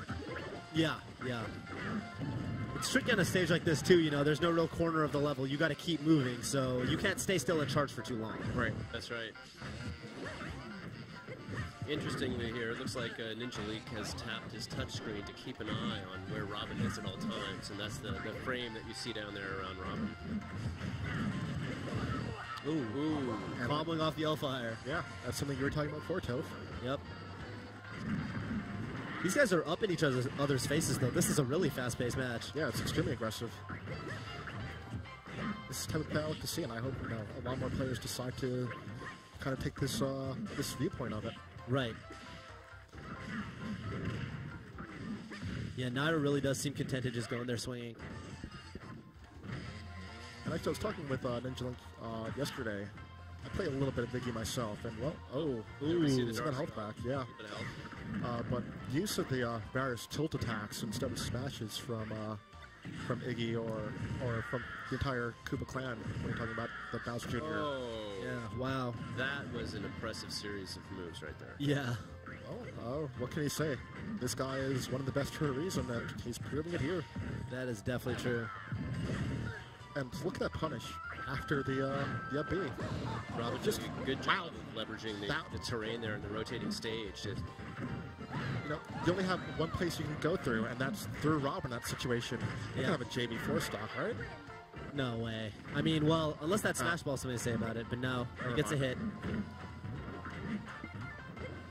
And, you know, Nairo, in addition to just, like, playing really well overall, also doing a very good job avoiding the stage hazards. Yeah, just dominating the stage and just has a ton of knowledge.